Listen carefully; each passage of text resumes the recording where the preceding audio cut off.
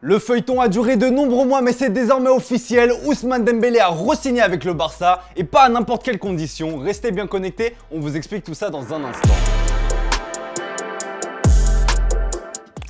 Bonjour à toutes et à tous et bienvenue dans ce nouveau JT Foot Mercato. Ousmane Dembélé de nouveau un joueur du FC Barcelone. Il a re-signé pour 2 ans et va toucher le jackpot chez les Blaugrana. C'était l'un, si ce n'est le point de discorde entre le Barça et le clan Dembélé, la partie financière. Jusqu'au 30 juin, Dembous touchait 12 millions d'euros bruts et 8 millions d'euros sous forme de bonus. Mais contrairement aux 40% de baisse salariale annoncée par les médias catalans, l'intéressé a bel et bien renégocié son salaire à la hausse. Selon nos informations, il tournera aux alentours de 11 millions d'euros net par saison. La baisse salariale annoncée par les médias catalans sont tout simplement une fake news et il pourrait surtout s'agir d'une stratégie de communication de la part du club. A noter que Xavi a joué un rôle essentiel dans la prolongation du français. Il a poussé jusqu'au dernier moment pour boucler les négociations avec le joueur et son entourage. De plus, nous sommes en mesure de vous révéler que le joueur de 25 ans a négocié une clause libératoire avantageuse qui lui offrira une certaine liberté de mouvement en cas de velléité de départ dans un avenir proche. De son côté, le président Joan Laporta a tenu à remercier le joueur et son agent. Cependant, l'homme fort des Blaugrana reste fidèle à sa ligne de conduite en expliquant que le français a fait des efforts d'un point de vue salarial. Merci Ousmane, aujourd'hui est un joueur très important pour le Barça.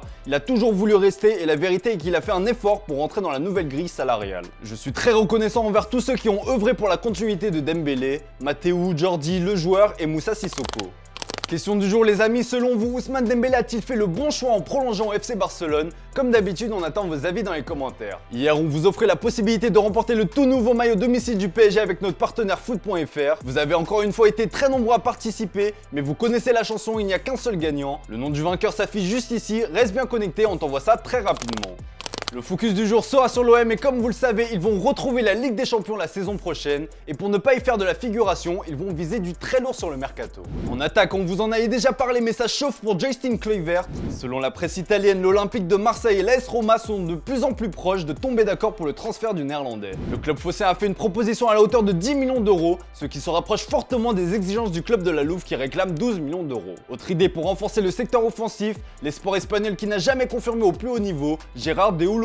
Ce jeudi, Marca explique que l'OM est le club le plus à fond sur ce dossier. Les dirigeants marseillais ont même contacté et discuté avec le joueur et son entourage. Mais la concurrence est forte et Udinese ne lâchera pas son joueur à moins de 20 millions d'euros selon la Gazzetta dello Sport. L'OM semble décidé à relancer des joueurs en difficulté puisqu'ils ont aussi des vues sur Thiemoué Bakayoko. Lui aussi ne figure pas dans les plans de Chelsea et se retrouve donc dans l'obligation de trouver un nouveau point de chute. Pour le moment, il est encore en prêt à l'AC Milan mais le champion d'Italie compte briser son prêt. Il existait un accord pour un contrat de 4 ans sous Sampaoli mais le nouvel entraîneur Igor Tudor bloque sa venue. Sinon, au milieu de terrain, l'OM pourrait se tourner vers un joueur qu'ils connaissent bien, c'est Amin Harit. Le Marocain est retourné à Schalke 04 à l'issue de son prêt, mais Pablo Longoria est intéressé pour le recruter définitivement. Selon nos informations, le FC Porto ou encore Galatasaray songent sérieusement à le recruter. Enfin en défense, c'est l'international tricolore Jonathan Klaus qui est dans le viseur. Selon nos informations, l'OM a officiellement débuté les négociations avec le RC Lens. Le latéral droit serait séduit à l'idée d'évoluer sous le maillot marseillais, mais il faudra convaincre les 100 et or qui réclament 10 millions d'euros pour un joueur qui sera en fin de contrat dans un an.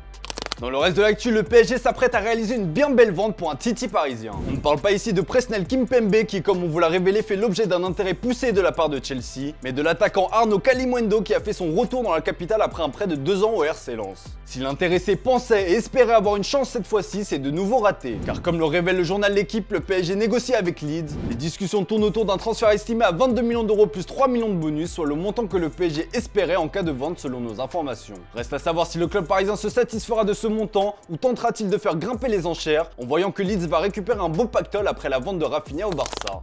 Allez, on passe aux officiels et Mesut Özil continue son tour en Turquie. Mis à l'écart, Fenerbahçe, le meneur de jeu a vu son contrat être rompu. Libre, le joueur de 33 ans s'est engagé avec l'Istanbul Başakşehir. Il a signé pour 1 an plus 1 année en option. Après les arrivées d'André Di Maria et de Paul Pogba, tous les deux libres, les Bianconeri viennent d'annoncer la venue d'un nouveau renfort. Il arrive définitivement de Gênes. Il s'agit d'Andrea Cambiaso qui signe un contrat qui le lie à notre club jusqu'au 30 juin 2027, peut-on lire dans le communiqué de la vieille dame. Relégué en Ligue 2, l'AS Saint-Etienne a réalisé une belle vente qui va lui permettre de souffler un peu. Formé au club, Lucas Gournadoit file au RB Salzbourg contre un chèque compris entre 13 et 15 millions d'euros. Le joueur de 19 ans s'est engagé jusqu'en 2027 avec l'écurie autrichienne. Libre depuis la résiliation de son contrat avec l'Inter, Arturo Vidal va découvrir le championnat brésilien. Il vient de s'engager avec Flamengo, il portera le numéro 32. Voilà, c'est tout pour aujourd'hui, merci pour votre fidélité, bonne journée à vous, on se retrouve dès demain pour un nouveau JT Foot Mercato.